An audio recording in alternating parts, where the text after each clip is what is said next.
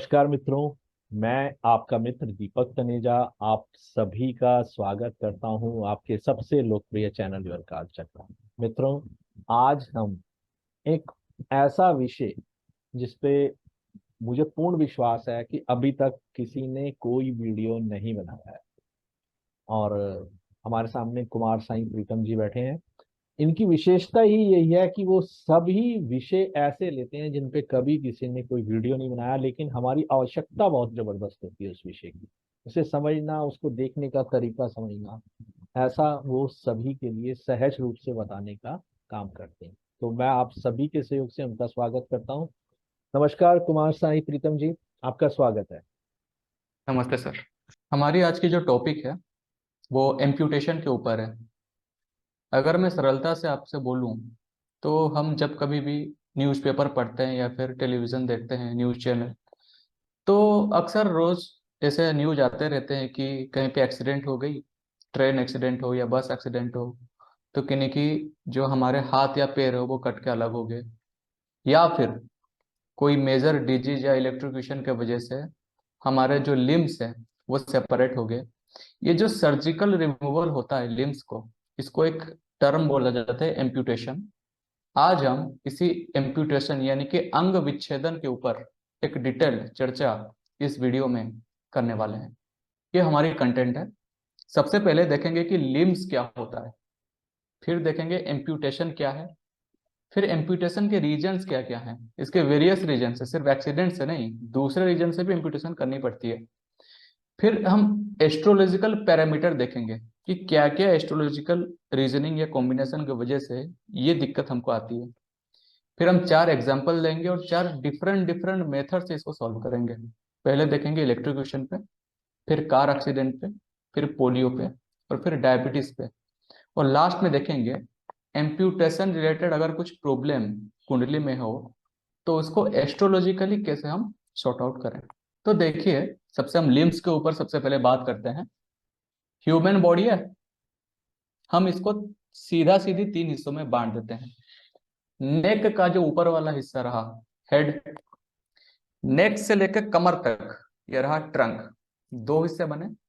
अब तीसरा जो हिस्सा है वो ऐसे देखते हैं, चलिए।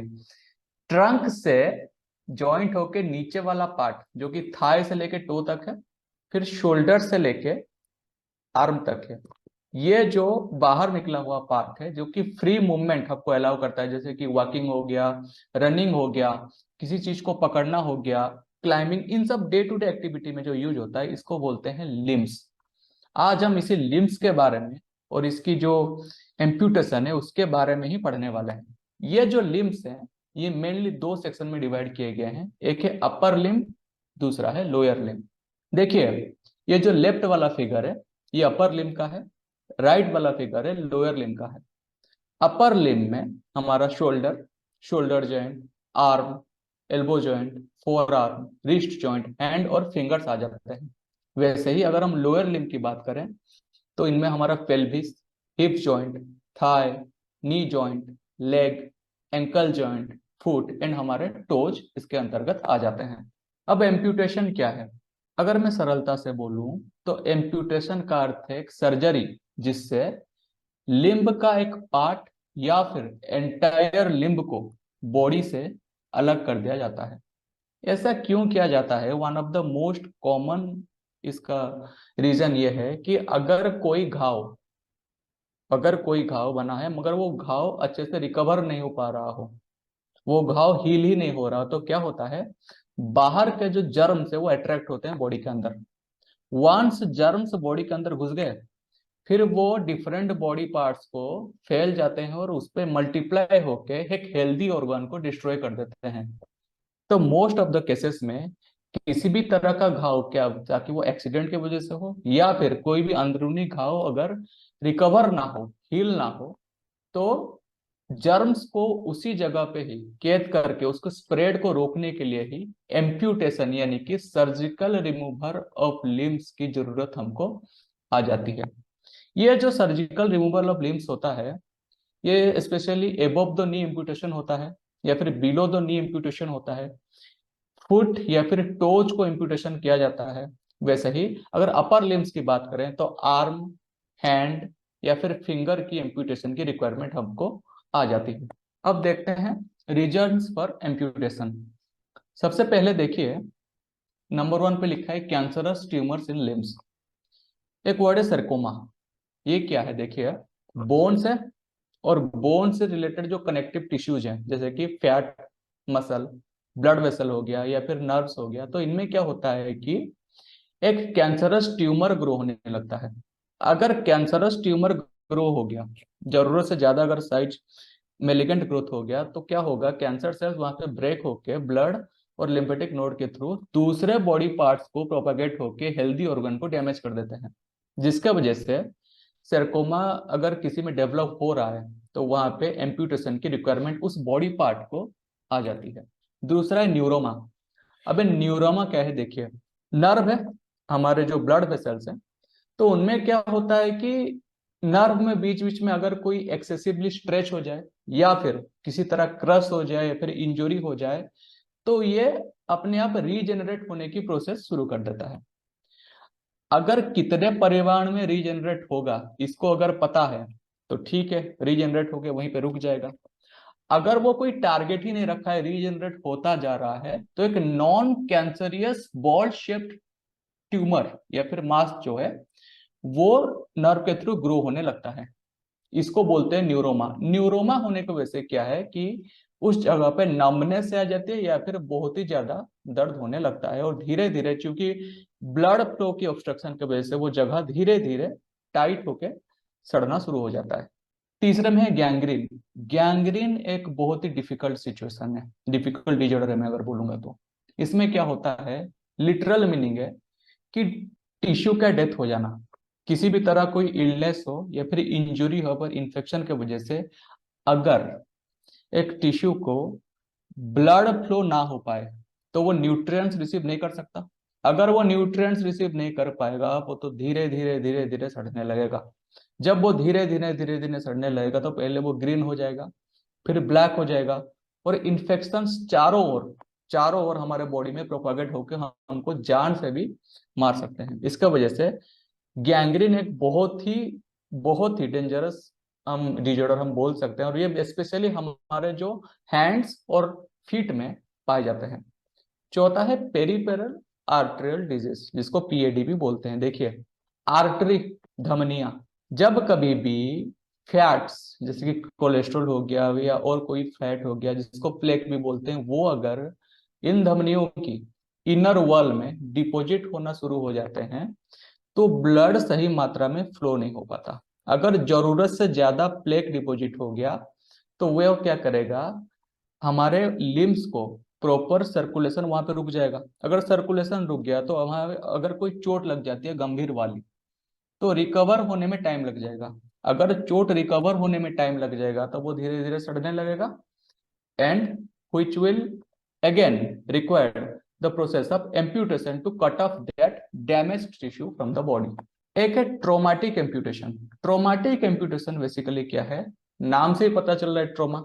जब कभी भी कोई भी एक्सीडेंटल इंजरी हो, जैसे कि पैर के ऊपर सपोज कहीं पे ट्रक चढ़ गया, या फिर किसी की वजह से वो कट हो गया, या फिर इलेक्ट्रोक्यूशन की वजह से वहां पे अगर डैमेज हो गया पूरी तरह से उसके टिश्यूज, तो उस केस में पहली बात, रिकवर तो हो नहीं सकता, तो पेन से रिलीव होने के लिए, एंड सेकंड चीज है वो जो इन्फेक्शन है फर्दर प्रोपागेट होने से रोकने के लिए उस बॉडी पार्ट को सर्जिकली हमारे उस लिम्ब को बॉडी से अलग कर दिया जाता है, जिसको ट्रोमाटिक एम्प्यूटेशन बोलते हैं। ये स्पेशली एक्सीडेंट के बाद ही परफॉर्म किया जाता है।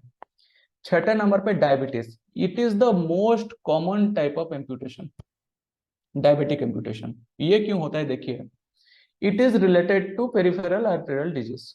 कैसे, डायबिटीज हो गया, ब्लड शुगर यानी कि ग्लूकोज का लेवल बढ़ गया ब्लड में, अगर वो बढ़ गया तो प्लेक डिपोजिशन ज्यादा हो गया। जब प्लेक डिपोजिशन इनर वॉल में आर्टरी का ज्यादा हो जाएगा तो ब्लड फ्लो में ऑब्स्ट्रक्शन आ जाएगा।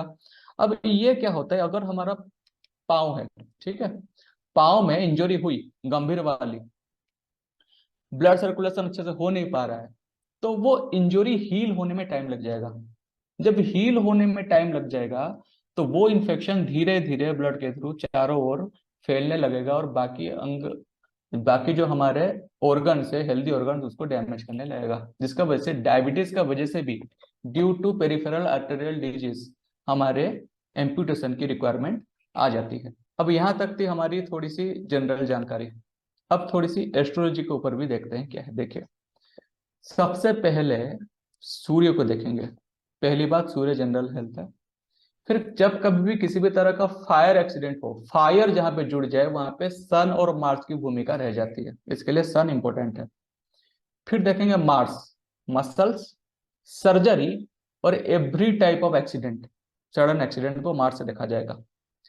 अगर मरकरी की बात करते हैं, वह हमारा नर्व्स और हमारे अपर लिम्स, जो शोल्डर से नीचे वाले पार्ट जितना है फिंगर टिप तक, वो मरकरी से रिप्रेजेंट होगा। शनि जो है वो बोन स्ट्रक्चर, हड्डियों की गठन, लोअर लिम्ब, कमर से नीचे वाला जो लिम्ब है, डीजेनरेशन और क्रोनिक इलनेस, जितना भी लंबे चलने वाली बीमारी हो, ड्रेडेड डिजीज हो, वो शनि से देखा जाएगा। राहु क्या करता है, एक सडन और ड्रेडफुल सिचुएशन क्रिएट करता है। ड्रेडफुल मतलब भयंकर सिचुएशन, जिसको अनएस्केपेबल होता है, तो इसमें राहु की भूमिका रहती है। केतु दो चीजें करता है, एक है ऑब्स्टेकल, दूसरा है सेपरेटिव टेंडेंसीज। ये अंग विच्छेदन के लिए बहुत ज्यादा जिम्मेदार है। अब देखते हैं, ये तो ग्रह हो गए। अब देखेंगे थर्ड हाउस। थर्ड हाउस से हम अपर लिम्ब देखेंगे, जैसे कि शोल्डर से लेके फिंगर तक। फिर नाइन्थ हाउस, नाइन्थ हाउस है हमारा थाई, 10th हाउस है नी, 11th हाउस है लेग और 12th हाउस हमारे पांव को रिप्रेजेंट करता है। ये रहे हमारे पैरामीटर्स। अब आता है sixth house. Sixth house is the primary house of disease and injuries. 8th house है हमारे एक्सीडेंट, सर्जरीज, मेजर इंजुरीज और क्रोनिक इलनेस।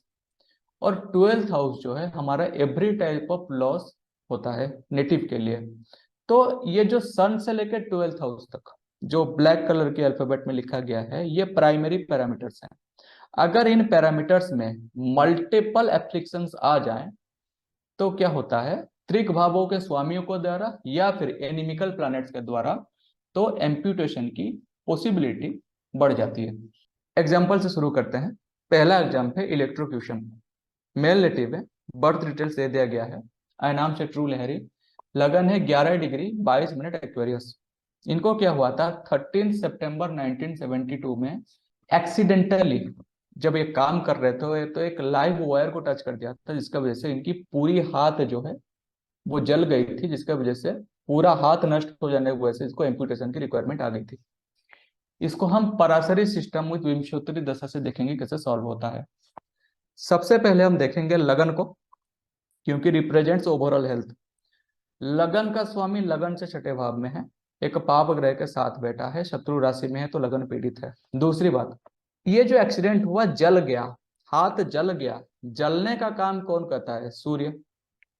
तो सूर्य being a fiery planet exalted है, एग्जॉल्टेड है थर्ड हाउस में। हम बहुत खुश हो गए, बहुत बढ़िया सूर्य है, मगर देखिए ये सूर्य जो है राहु के साथ है, पहली बात। दूसरी बात, शनि बीइंग 12th लॉर्ड छठे भाव से 10वीं दृष्टि जो है तीसरे भाव पे जा रहा है, तीसरे भाव में उसकी नीच राशि है। तो शनि की दृष्टि और राहु के वजह से, राहु के प्रेजेंस की वजह से सूर्य एक एग्जॉल्टेड मेलिफिक प्लैनेट बन गया है। इलेक्ट्रिसिटी करंट लगने से वजह से हुई। आ गया मार्स। मार्स यहाँ पे कारक of electricity and fiery planet also, छठे भाव में डेबिलिटेटेड है, near the point of deep debilitation, पहली बात। दूसरी बात है, ये जो मार्स है अपनी शत्रु शनि के साथ बैठा है, वो भी nearly close conjunction, Mars 29 degree, Shani 23 degree. तो मार्स की सिचुएशन भी कुंडली में थोड़ी सी खराब पोजिशनिंग में है। शनि हो गया, सन हो गया क्या, अग्नि तत्व, मार्स हो गया इलेक्ट्रिसिटी, फायर एंड इलेक्ट्रिसिटी हो गया। अब इनकी जो है आर्म जली है, आर्म, अपर लिम्ब, मरकरी आ गया यहाँ पे। मरकरी देखिए यहाँ पे एरीज साइन में बैठा है, अग्नि तत्व राशि में। 3 मेलिफिक की इन्फ्लुएंस है, सन जो कि एग्जॉल्टेड है, Rahu and 12th Lord Saturn की दृष्टि, मरकरी एफ्लिक्ट हुआ। अब थर्ड हाउस की बात हम करते हैं। थर्ड हाउस पे सबसे पहले सन, राहु और सैटर्न की इंफ्लुएंस है। और थर्ड लॉर्ड जो है मार्स, वो छठे भाव में बैठा है, ट्वेल्थ लॉर्ड के साथ बैठा है। अगर हम चंद्रमा की बात करें, चंद्रमा सिक्स्थ लॉर्ड है, दृष्टि कहाँ डाल रहा है? थर्ड हाउस पे। हम थर्ड हाउस की बातें क्यों कर रहे हैं कि थर्ड हाउस हमारे अपर लिम्स को रिप्रेजेंट करता है, आर्म को। क्योंकि थर्ड हाउस और थर्ड लॉर्ड दोनों ही पीड़ित हो गए साइमल्टेनियसली बाय मैलिफिक्स एंड त्रिक भाव के स्वामियों के साथ। इसका वजह से इनको कुंडली में योग है आर्म एम्पुटेशन की। अब हम देखते हैं विंशंतरी दशा में टाइमिंग ऑफ इवेंट। इनकी जब ये एम्पुटेशन हुई थी, ये एक्सीडेंट सैटर्न की महादशा और सूर्य के अंतरदशा में हुई थी। सबसे पहले बात मैं ये बताना चाहता हूं कि शनि जो है, शनि यहाँ पे ट्वेल्थ लॉर्ड होके छठे में बैठा है, पहली बात। दूसरी बात है, मंगल के साथ बैठा है, शत्रु राशि में बैठा है, तो शनि पीड़ित है। अब शनि की तृतीय दृष्टि छठे भाव में जा रहा है, सातवीं दृष्टि 12वें भाव में जा रहा है, 10वीं दृष्टि नीच राशि जो कि है थर्ड हाउस में जा रहा है।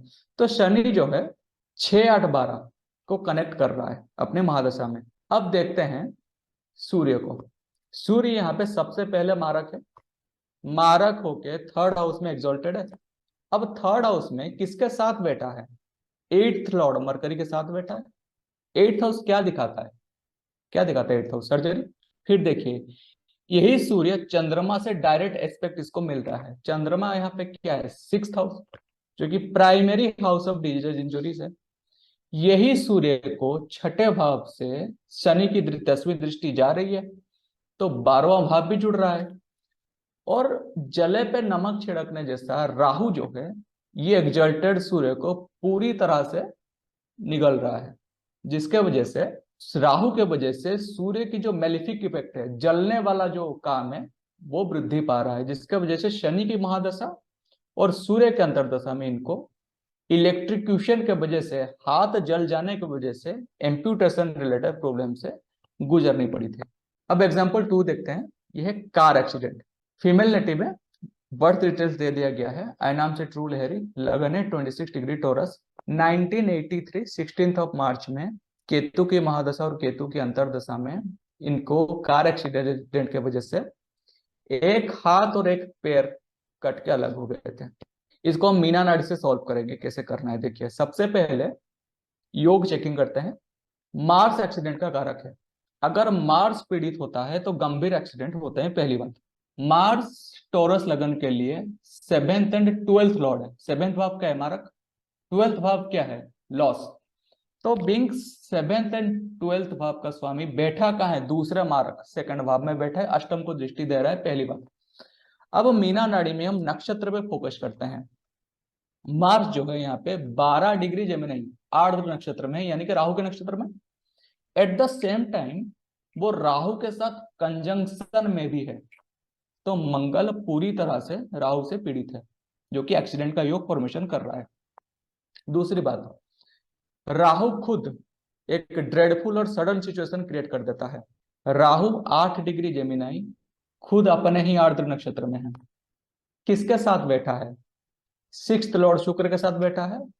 12th लॉर्ड मार्स मार्स के साथ बैठा है। कहां बैठा है? मारक भाव में बैठा है। तो ये राहु भी प्रॉब्लमेटिक सिचुएशन क्रिएट कर रहा है। अब शनि की बात करते हैं। शनि 9th लॉर्ड है। 9th हाउस हमारे थाई को दिखाता भी है। 10th हाउस में बैठा है, कारक ऑफ लोअर लिम्स भी जो है। अब शनि जो है ये 10 डिग्री एक्वेरियस, यानी कि यहाँ पे शनि शतभिष नक्षत्र में है, और शतभिष नक्षत्र में होके वो राहु से दृष्ट भी है, जिसके वजह से शनि भी कुंडली में राहु से पीड़ित है। अब मरकरी की बात करते हैं, क्योंकि इनकी अपर लिम्ब भी गया है। मरकरी यहाँ पे अगर देखें चतुर्थ भाव में बैठा है, 5th Lord okay, well placed, very good. मगर देखिए, ये मरकरी शुक्र के नक्षत्र में है, शुक्र 6th लॉर्ड है। At the same time mercury में कोई भी बेनिफिक एस्पेक्ट नहीं है, मगर दो दो मेलिफिक की एस्पेक्ट है। पहली एस्पेक्ट शनि की है, दूसरी एस्पेक्ट केतु की है। शनि द कारक ऑफ डिजेनरेशन, केतु तो कारक ऑफ सेपारेशन। तो इनको शनि और मंगल, शनि मंगल और मरकरी तीनों इस चार्ट में पीड़ित हैं, जिसके वजह से सर्जिकली इनका या फिर एक्सीडेंट से इनके हाथ और पैर कटने की पॉसिबिलिटी बन रहा है। अब वो टाइमिंग ऑफ इवेंट देखते हैं। टाइमिंग में हम केतु की महादशा और केतु के अंतर्दशा में इवेंट हुआ था। सबसे पहले केतु को देखेंगे कहाँ पे है। तो चूंकि एक्सीडेंट हुआ है, केतु का अष्टम भाव से कोई ना कोई कनेक्शन बनना चाहिए, तो देखिए केतु अष्टम भाव में है, पहली बात। दूसरी बात, केतु के नक्षत्र चेकिंग करेंगे। केतु किसका नक्षत्र में है? देखिए केतु यहाँ पे मूल नक्षत्र यानी कि खुद के नक्षत्र में है, तो आठवां भाव बड़े जोरों से एक्टिवेटेड है। अब देखिए जब राहु केतु की बात आती है तो राहु केतु कैसे रिजल्ट देते हैं? सबसे पहले वो जिसके साथ कंजंक्शन होके बैठे हैं, फिर वो रिजल्ट देंगे जहां से उन जो जिस नक्षत्र में बैठे हैं, और फिर जहां से उनकी दृष्टि आ रही है। केतु यहाँ पे खुद के नक्षत्र में है, तो सबसे पहले वो आठवां घर का रिजल्ट देगा। अब केतु जो है उसको मार्स और शुक्र दोनों से दृष्टि आ रही है। मार्स जो है यहाँ पे 12th लॉर्ड है और 7th लॉर्ड है। शुक्र जो है यहाँ पे लगन लॉर्ड है और 6th लॉर्ड है, और दृष्टि दूसरे भाव से आ रहा है। तो केतु यहाँ पे 1 2 6 7 8 12 ये सारे के सारे भाव एक्टिवेट कर रहा है। यहाँ पे पहला भाव क्या है? लगन। दूसरा भाव क्या है? मारक। 6th भाव क्या है? House of injuries. 7वां भाव क्या है? वो भी मारक। 8वां भाव क्या है? एक्सीडेंट्स। 12वां भाव क्या है? हॉस्पिटलाइजेशन या फिर लॉस फॉर द नेटिव। तो केतु अपनी एंटायर महादशा में यही सब भाव एक्टिवेट करके जा रहा है। अब on the day of the accident पहले देखते हैं स्लो मूविंग प्लैनेट्स का गोचर कैसा था। जुपिटर 7वें भाव से यानी कि मारक भाव से जा रहा था। किसके नक्षत्र में था? ज्येष्ठ नक्षत्र में था। मरकरी कुंडली के लिए क्या है? सेकंड लॉर्ड है, मारक। शनि जो है 6ठे भाव से जा रहा था, house of injuries and diseases से। शनि यहाँ पे स्वाति नक्षत्र से जा रहा था, राहु के नक्षत्र में, जो कि खुद मारक भाव में बैठा है। राहु जो है सेकंड हाउस से जा रहा था, नेटल मार्स और राहु के ऊपर वो जा रहा था। एट द सेम टाइम वो मृगशिर यानी कि मंगल के नक्षत्र में था। मंगल कुंडली में क्या है? 7th और 12th लॉर्ड।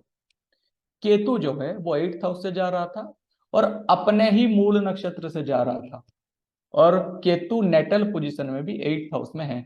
तो स्लो मूविंग प्लैनेट जो है वो 6 8 12 एंड मारक भाव को क्लियर कटली एक्टिवेटेड कर रहे हैं without showing any positive houses. ज्यादा वो नेगेटिव हाउस शो कर रहे हैं। अब करेंगे हम सन और मून की गोचर, क्योंकि सन दिखाता है मंथली इवेंट, मून दिखाता है डेली इवेंट। अगर सूर्य की गोचर को हम देखें, सूर्य 11th हाउस से जा रहा था, अच्छे से जा रहा था, मगर वो किसके नक्षत्र में था? देखिए वो पूर्व भाद्रपद यानी कि बृहस्पति के नक्षत्र से जा रहा था। बृहस्पति यहाँ पे 8th लॉर्ड है। चंद्रमा 12वें भाव से जा रहा था। 12वां भाव क्या है? Loss for the native. किस नक्षत्र से जा रहा था? अश्विनी नक्षत्र से जा रहा था, केतु का नक्षत्र है। केतु बर्थ चार्ट में कहाँ बैठा है? अष्टम भाव में बैठा है। तो चंद्रमा भी उस पर्टिकुलर डे में इनकी एक्सीडेंट से लिम्ब लॉस की यह सिचुएशन दिखा रहा। तो इन सब टाइमिंग ऑफ इवेंट्स की वजह से, यानी कि केतु की महादशा, केतु की अंतरदशा और एक्सीडेंट के दिन पे, इन सब स्लो मूविंग प्लैनेट के गोचर के साथ साथ सन एंड मून के गोचर के वजह से, सूक्ष्म गोचर के वजह से इनकी एक्सीडेंट से लिम्ब लॉस हो गई थी। तृतीय एग्जांपल ये देखेंगे पोलियो वाली। देखिए मेल लेटी में बर्थ डिटेल्स दे दिया गया है। आय नाम से ट्रू लहरी, लगन है 19 डिग्री 26 मिनट कैंसर। इनको क्या हुआ? ये जब 2 साल के थे तब इनको पोलियो लग गई थी। अब उसके बाद उनके मल्टीपल सर्जरीज हुए थे बाय द ईयर्स, एंड 1963 में इनकी फाइनल सर्जरी में इनकी लेग्स को एम्प्यूटेड कर दिया गया था, सर्जिकली रिमूव कर दिया गया था लिम्ब से। इसको हम भृगुनंदी नाड़ी से समझेंगे ये कैसे हो रहा है। तो सबसे पहले ओरिजिनल भृगुनंदी नाड़ी में, हमारे क्लास में तो एडवांस मेथड पढ़ा जाता है, मगर हम बेसिक में अगर जाएं तो बेसिक में अगर देखेंगे तो सबसे पहले इनकी जो है लेग गया है, तो लोअर लिम्ब गया, तो शनि पे फोकस करते हैं। देखिए शनि यहाँ पे जेमिनाई साइन में है, शुक्र के साथ है, मगर शुक्र यहाँ पे 4 डिग्री में है, शनि 28 डिग्री में है, बहुत ज्यादा दूर है। शनि के त्रिकोण में कोई है नहीं है, सप्तम में कोई है नहीं है, मगर हम ये रिलैक्स होकर नहीं बैठेंगे कि शनि के किसी के साथ कनेक्शन नहीं है। देखिए शनि के नेक्स्ट भाव में मंगल है, शत्रु है, पिछले भाव में सूर्य है, शत्रु है, तो शनि शत्रु कत्री है।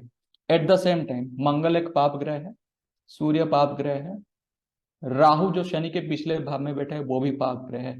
तो शनि शत्रु कर्त्री के साथ साथ पाप कर्तरी भी है, तो शनि कुंडली में पीड़ित है। दूसरी बात, शनि गया एक्सीडेंट का कारक या फिर सर्जरी का कारक कौन है? मंगल। अगर मंगल एफ्लिक्टेड है ज्यादा तब जाके गंभीर सर्जरी होती है। मंगल 21 डिग्री कैंसर में है लगन पे, and it is moving towards the point of its deep debilitation जो कि है 28 degree cancer. At the same time अगर मंगल के त्रिकोण में देखें, केतु है 29 डिग्री पे, तो Mangal is approaching Ketu, the karaka of surgery is approaching to karaka of separation. तो जिसके वजह से ये योग है इनकी कुंडली में कि सर्जरी की वजह से देह से कुछ ना कुछ मांस या फिर पार्ट अलग होने वाला है। अब एंडेंजरिंग सिचुएशन कौन क्रिएट करता है? राहु। जीव कौन है? आत्मा हमारा बृहस्पति।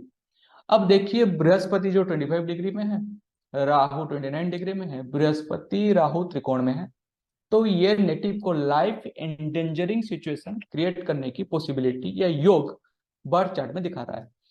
तो इनका योग यह बना हुआ है क्योंकि शनि पीड़ित है, मंगल पीड़ित है, बृहस्पति भी पीड़ित है थ्रू राहु, तो ये योग बना हुआ है। अब ट्रांजिट में देखते हैं ये कैसे फलीभूत हुआ। देखिए ट्रांजिट में जिस दिन ये ऑपरेशन हुआ, राहु जा रहा था जेमिनी साइन से, मंगल जा रहा था वर्गो साइन से, शनि जा रहा था कैप्रिकॉन साइन से, जुपिटर जा रहा था पाइसेस साइन से, जो दूसरे चार्ट में आप देखिए।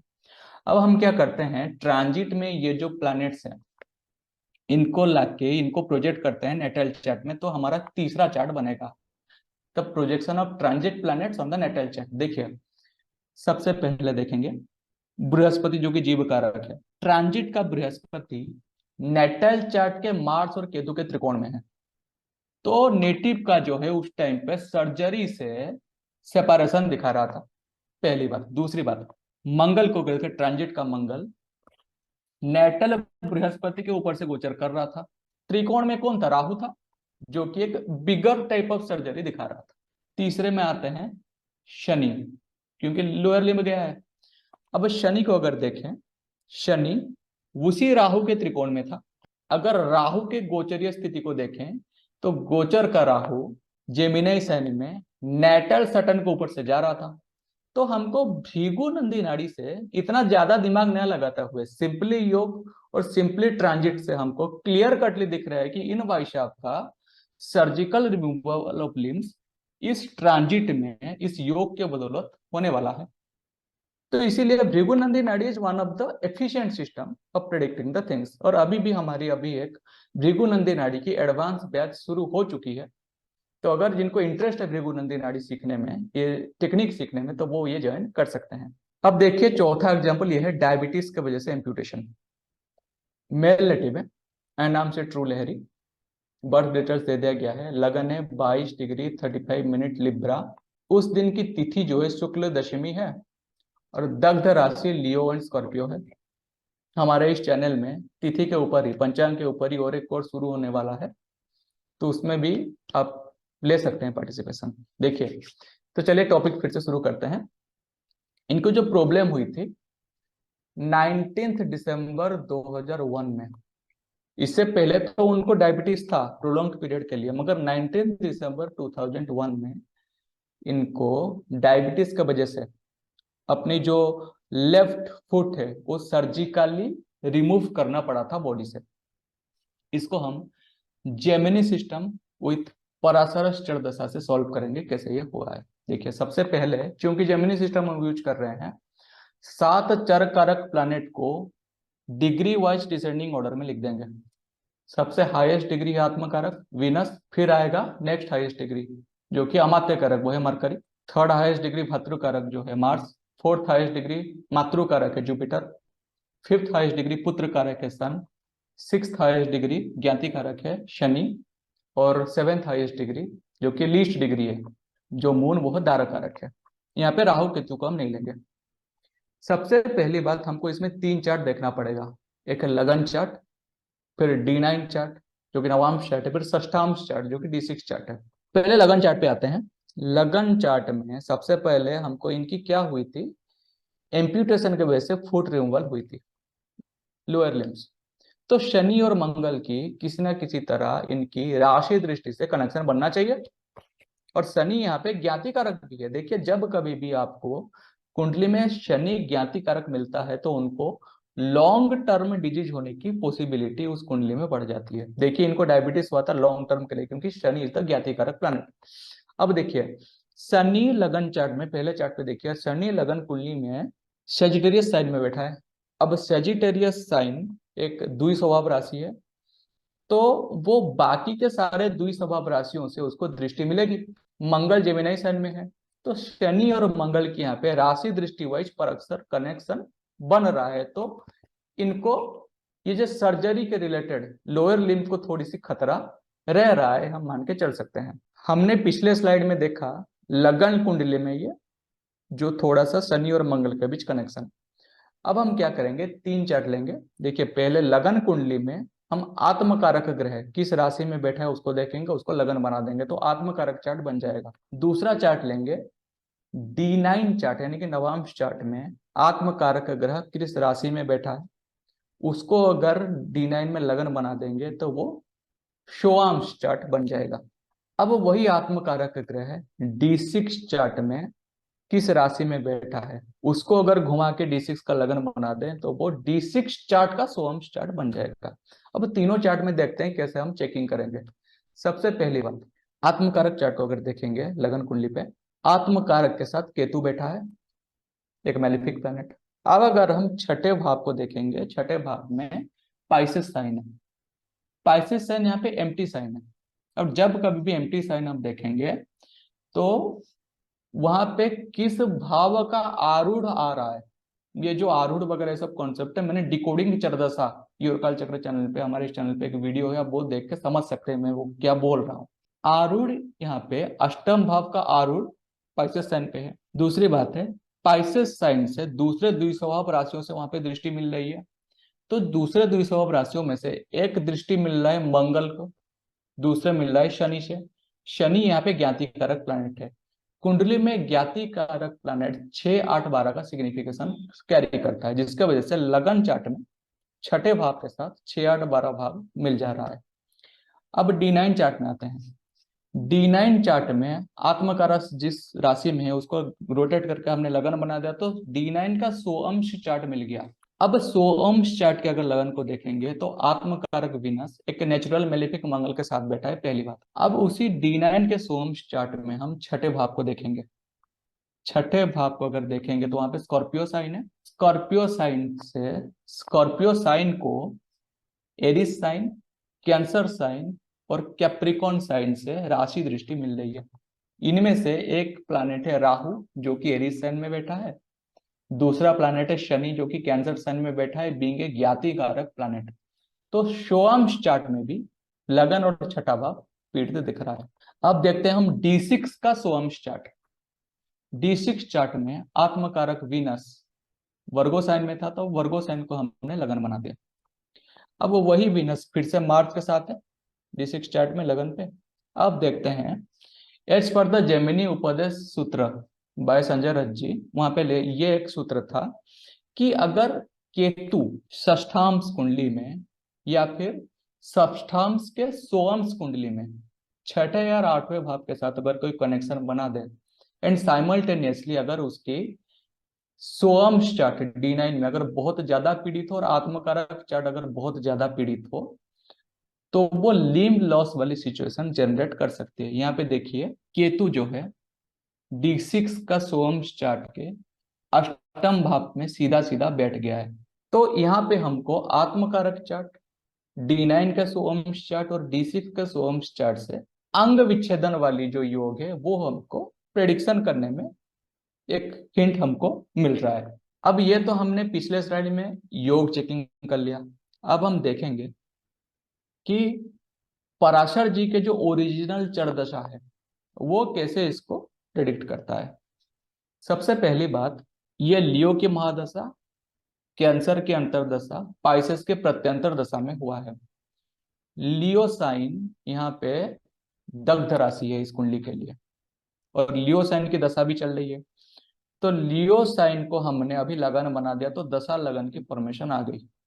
मैंने डिकोडिंग चरदशा वाले वीडियो में पराशर जी ने जो रूल्स दिया था कि अगर दशा लगन से सेकेंड और फिफ्थ भाव में केवल नेचुरल मैलेफिक की इन्फ्लुएंस हो तो वो दशा थोड़ी सी गड़बड़ वाली रहती है। यहाँ पे बीइंग दग्ध राशि लियो साइन, उसके सेकंड भाव में एक पापी ग्रह है सूर्य, फिफ्थ हाउस में एक पापी ग्रह है सैटर्न, बेनिफिक इन्फ्लुएंस है नहीं। तो इसके वजह से ये पीरियड थोड़ी सी प्रॉब्लमेटिक दशा लगन में मिल रहा है। एट द सेम टाइम और भी सूत्र मैंने दिया था कि राहु अगर दशा लगन के बाधक भाव में आ जाए तो वो सिचुएशन को कॉम्प्लिकेट कर देगा। यहाँ पे देखिए, ये एक स्थिर लगन है, लियो राशि एक स्थिर राशि है। स्थिर राशि से नौवें भाव जो है वो बाधक स्थान है। दशा लगन में देखिए लियो महादशा में नाइन्थ हाउस में राहु है, यानी कि बाधक स्थान में राहु है। तो लियो महादशा ओवरऑल प्रॉब्लमेटिक स्टेट हमको दिखा रहा है। कैंसर की अंतरदशा में ये इवेंट हुई।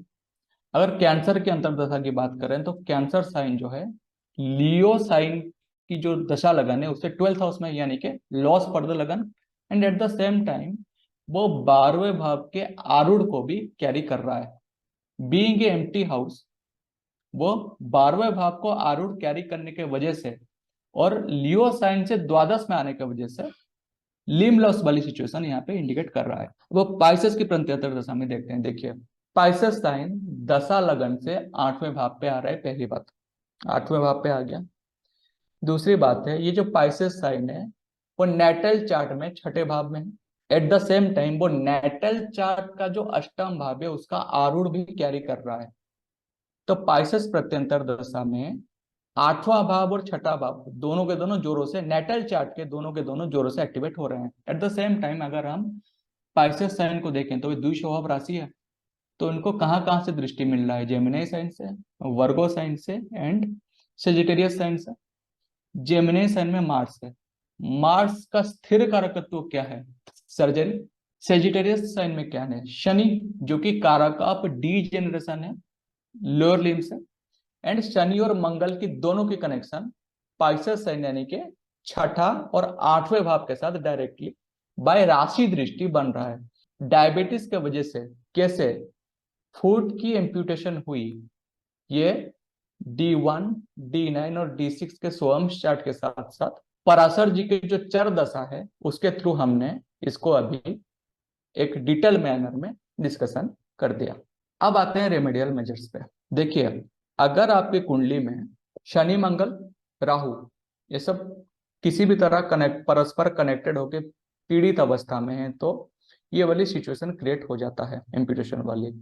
तो सबसे पहली बात है, अगर हमको ये सिचुएशन कुछ दिख रहा है कुंडली में तो हर साल सावन के महीने में स्पेशली एक बार आप रुद्राभिषेक करवा लीजिए।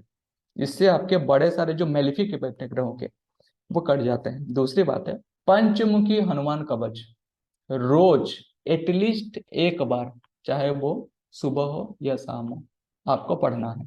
तीसरी बात है, अगर आपकी कुंडली में अष्टम द्वादश भाव बहुत ज्यादा एक्टिवेट हो गया तो दुर्घटना में आपकी और शनि राहु मार्स वगैरह का अगर नेचुरल मेलेफिक के परस्पर कनेक्शन मिल जाता है तो दुर्घटना से लिम्ब लॉस होने की पॉसिबिलिटी बढ़ जाती है। तो उस समय पे क्या करना है, अपने वाहन पे वाहन दुर्घटना नाशक यंत्र रखना है और जहां पे भी निकलना है हनुमान चालीसा का पठन करके निकलना चाहिए।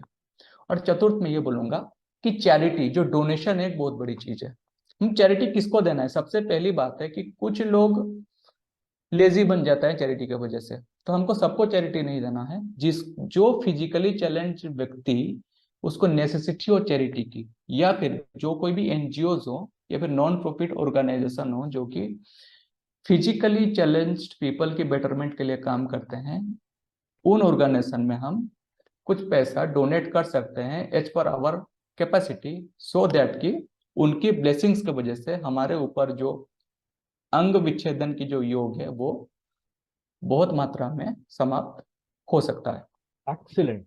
मैं शुरू होने से पहले से ही जानता था कि एक बहुत बहुत अलग सा वीडियो, एक बहुत बढ़िया तरीके से एक ऐसा वीडियो आने वाला है जो सभी के लिए बहुत अधिक इंफॉर्मेशन और पूरी तरह से एक साइंटिफिक वेज ऑफ एस्ट्रोलॉजी जो है वो लेके आएगा। और सबसे बड़ी विशेषता ये है कि अलग अलग पद्धति से कैसे किसी कुंडली का विश्लेषण किया जाता है वो आपने आज देखा, फिर से सीखा। एक बहुत शानदार वीडियो के लिए मैं हृदय से कुमार साईं प्रीतम जी का धन्यवाद करता हूं। और उनका यहाँ पर ईमेल एड्रेस और मोबाइल नंबर दिया हुआ है। वो एक बहुत अच्छे ज्योतिष हैं। आप उन्हें ज्योतिष से संबंधित किसी भी काम के लिए डायरेक्टली अप्रोच कर सकते हैं। इसी के साथ आज के लिए बस इतना ही, फिर मिलते हैं। नमस्कार, धन्यवाद।